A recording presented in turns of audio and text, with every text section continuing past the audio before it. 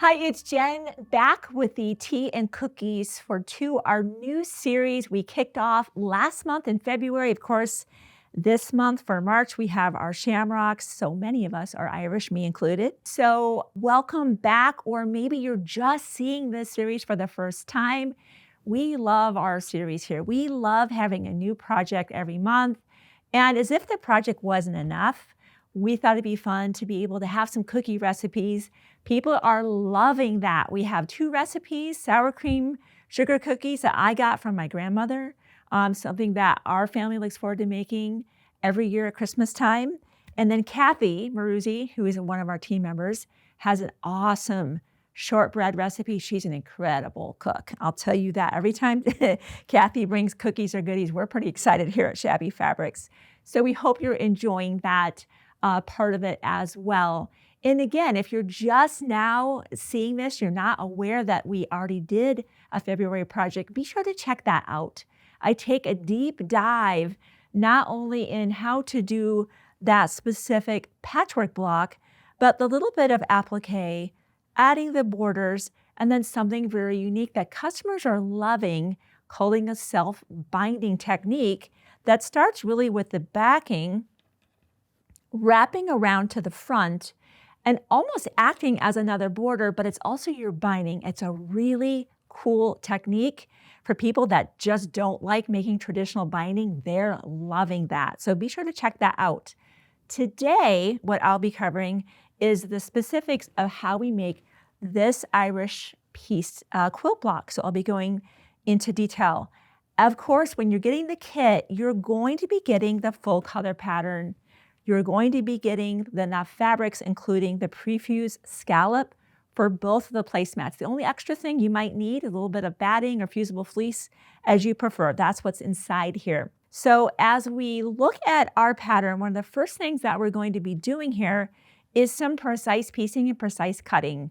So automatically, whenever you're thinking of, okay, piecing, it's kind of like getting out a little kit of preparedness. The iron's going to go to full hot. In fact, that reminds me, I better turn that on to full hot. I grab for that sizing. It doesn't need to be expensive.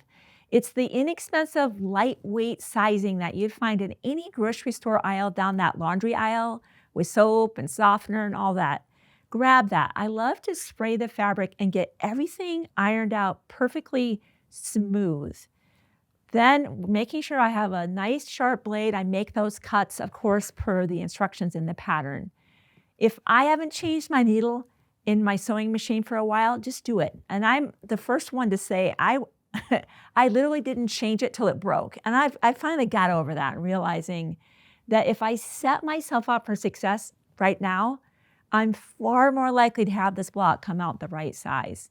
And we'll talk a little bit more about sewing aids that are going to really dial in that 1/4 inch seam allowance once we get over to the machine.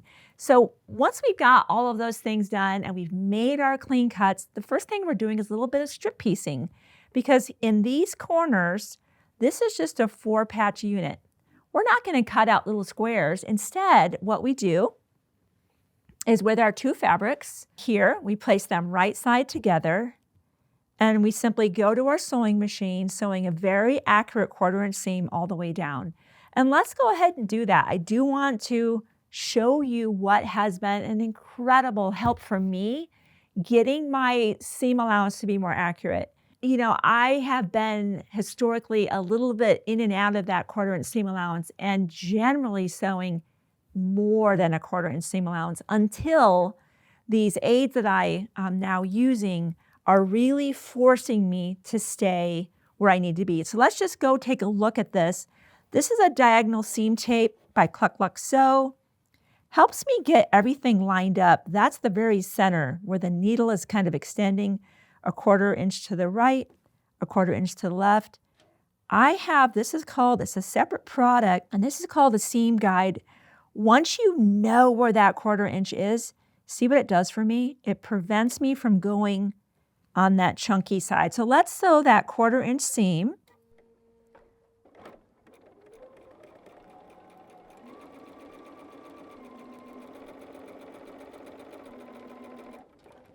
See how that, and we'll try to zero in. It might be hard to see, See how that just helped that track so true, already setting me up for success.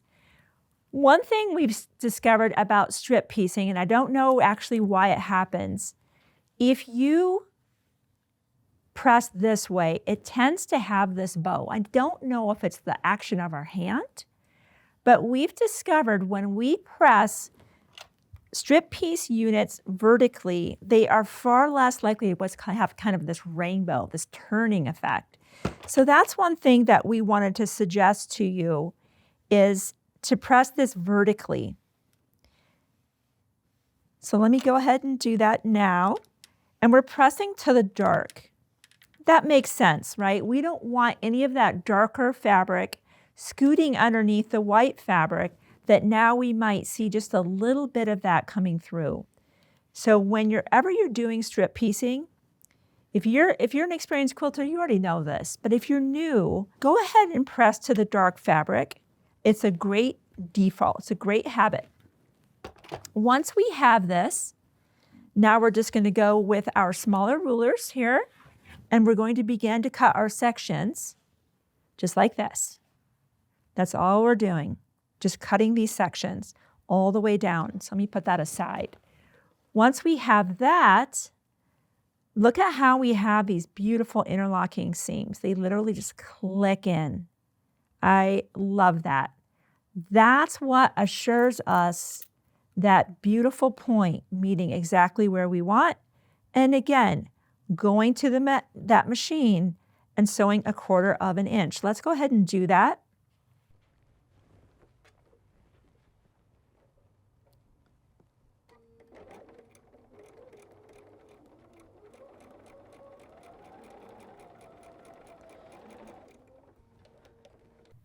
And I've got some others here. I'll just show you what they look like on the back, right? So you can I want you to see that pressing. We have pressing instructions, of course, in the pattern, but it's great for you to see that, right? And we'll press to the side. So you just make your 4 patch units. That's all you need to do. You can set those aside for now. And of course, you're going to make a total of 8 because you're making 2 placemats, 4 per placemat. Easy peasy, right? Absolutely within any beginner's capability. This block here, also super easy.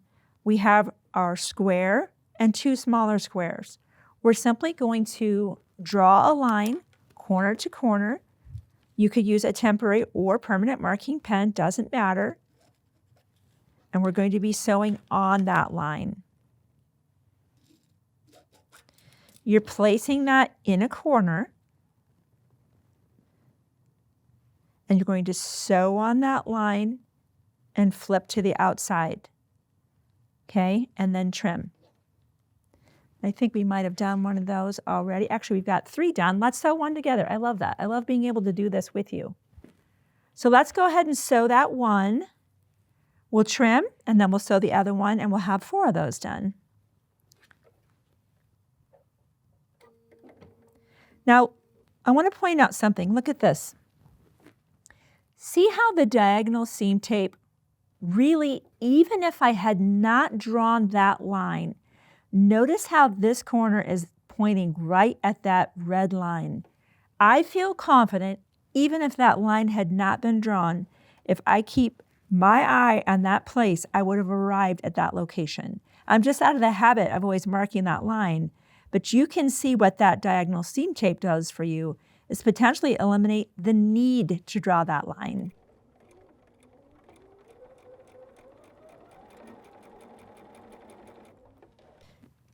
So I like to press to the outside before I trim, make sure we're happy, nothing got askew. I have had that happen.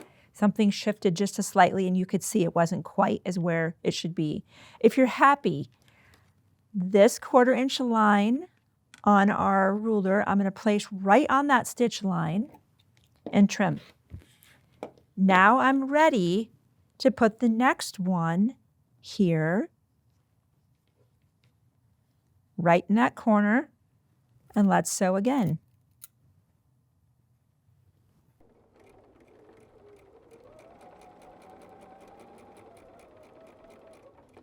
And again, let's check it before we trim. Can't take it back once you trim. I've done that before. Too confident, start trimming, only to find, oh, that shifted. If we're happy with what we're seeing, I'm very happy with that. Again, that 1/4 inch line goes on that stitch line, and I trim, and now we have 4 of those. So you can see we can really start building our sight picture here of our block. And of course, we already know in the center, we have just our beautiful Fairy Frost from Michael Miller. It has this kind of a shimmer. It's a metallic. It's so pretty. I couldn't resist, right? Somehow gold coins, of course, go together with St. Patty's Day. So that was our little bit of our gold coin effect. Now that we're here, inside our pattern, I'll just show you that. Really, you start sewing rows together, and the blue arrows are showing, those are where the directions in which you're going to press. So we can begin to do that now. Let's talk about some strategies with piecing. And the main thing is just saying, all right, these need to be stacked exactly on top of each other, pinning. And you can make your trip to the sewing machine efficient. You don't have to just go sew one section. We can certainly sew this next section, and we should, on that same trip.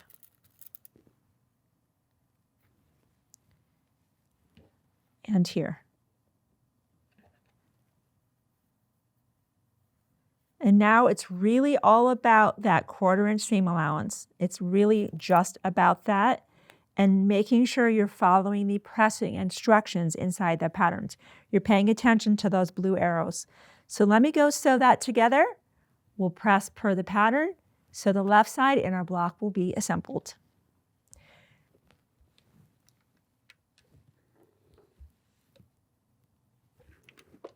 Okay, let's look at our block so far. We've got that half. So let's bring in these pieces. Same story, right? And I'll show you the pressing, right?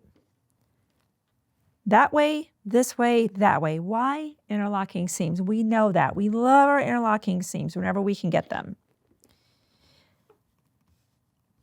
Now, same story, left side, nothing new. And that seam guide, that is definitely helping me stay true to that 1/4 inch. Here again, I'll repeat that. I'll go sew these together,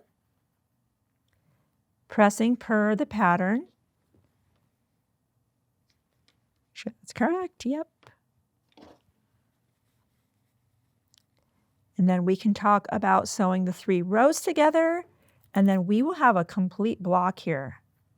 These really, I love blockbuster quilts. I love block the months, things that I get to look forward to for a long time. But I also love those projects that are maybe a half-day project. Not everything has to be, an heirloom quality quilt. So it's nice to mix that up. All right, I'll go sew my 1/4 inch seam allowances, press.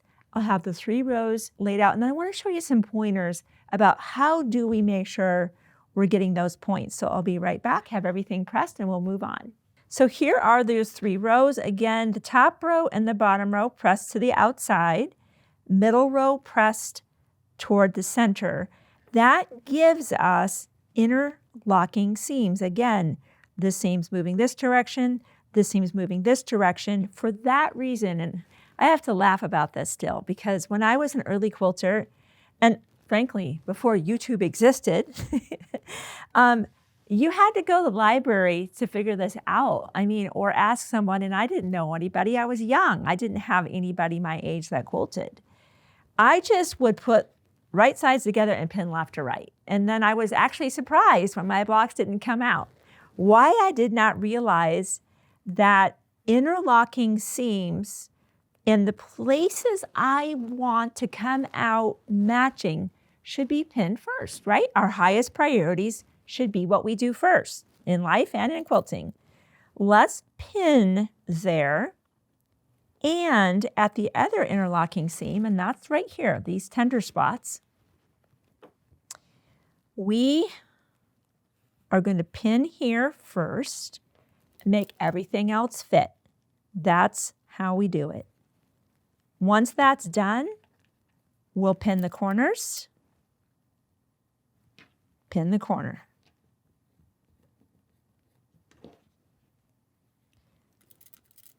Sometimes you have to stretch fabric out a bit, sometimes you have to ease it a bit, but the most important thing is pinning those places first that you care the most about, make everything else fit. So let's go sew our 1/4 inch seam and let's see how we did.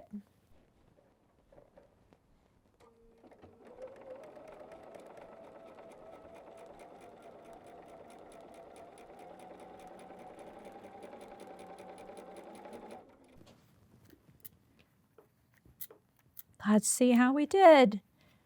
And that I'm very happy with. And I think our instructions have us pressing that, yep, the top row presses upward, the bottom row presses downward. If you have an inclination to press differently, go for it. This is just our idea of how this block should go together. I think that is a good suggestion. I'm going to go with that sage advice.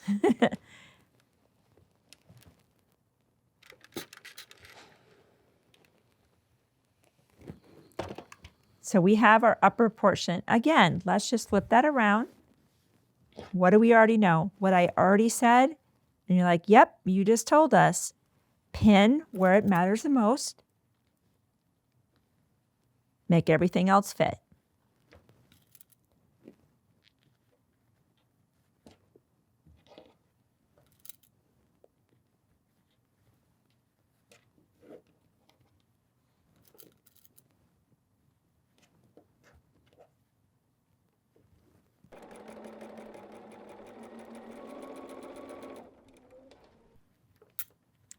Let's see how we did. Happy with that. That's another thing I have to say. This is like true confession day, apparently, with quilt for me. Pinning. I thought, oh, pinning is such a waste of time. You know what I ended up doing instead? Seam ripping. Or maybe not seam ripping. And later on, when I look at the project and the seams are off notably, I'm like, why did I not seam rip? So take the time. Patchwork pins are the absolute go-to pins. They are made in Japan. They have the finest gauge with a glass head on them. So if your iron does touch one of them, you inadvertently forget to take a pin out, it's not going to melt on your project. I've had that done where I had a heavier gauge needle and the head of that was a plastic and I didn't realize one was still in and I touched the iron to it. And it melted on my white fabric, and I never forget that. And the great thing is I had some extra fabric, but I had to seam rip that out and do it again. You get the idea. Good ingredients make for great results. That is our Irish patchwork block. You can see it's not hard. Beginners, jump into the fun. Don't let the fact that you haven't had a lot of experience slow you down with this. Just forget that. Jump into the fun. Once you're here, just like we covered in our very first video, easy peasy now, right? Here comes, and I just need to stretch out my borders a little bit, or my block a little bit. And then we'll go ahead and pin. I would sew from this side. Tempting as it is, right, to want to sew from this side, don't do it. Sew from this side so you can keep track of all of those seams. And in this instance, I would pin in that corner, and I would pin in this corner, assuming these are cut to the exact size, right? Making sure you've cut everything accurately. And then, like I said before, you make everything fit. Just make everything fit. Pin in the middle, pin in between, so. You get the idea. Same thing on your other border, top and bottom borders. Set that aside. Once that's done, your background piece comes out, And one of the reasons you love to buy these kits is this isn't something you're tracing and cutting out. That's done for you, not once, but twice, because we have 2 placemats. We'll simply push that back, remove our fusible webbing paper, bringing this to our pressing mat, and I would make sure that I'm bringing the heat back to a medium. I probably have a full hot here just for the demonstration. You get the idea though that I would iron it down on both this piece and another one for the other one. That's where the thread set begins to come in, right? We would sew down that. And we ended up doing a little bit of top quilting later on and also using that kind of more limey green. So be sure if you're picking up the kit, grab that 2-piece thread set. Why not? It's so affordable and you have everything you need. Once that's done, your borders are on. I'll just bring out what this would look like. We literally are just placing them right side together, sewing and pressing, and then in comes that fusible fleece there on the back. We waited to do our quilting until the very end after we had the self-binding aspect on so that you can see it looks more embossed. It looks like it's more chiseled. Some people like to do their stitching now, but if you want that more embossed look, wait until you get that self-binding on and then go ahead and load that green thread in and do your little bit of your top quilting to finish up your project. So you can see we're going to have a lot of fun in this series. Again, if you're brand new and you didn't catch up on that first video and you're like, I don't know how to do the self-binding, we took a deep dive into that. Be sure to check that out. All 12 of the projects will have that self-binding technique. So if you missed that or you need to watch that again, be sure to check that out. I like the time savings of not having to make traditional binding personally. I love that. So if you haven't already subscribed, do that right now. Grab your kit, your thread set, and I'll see you next month as we continue Tea and Cookies for Two with April.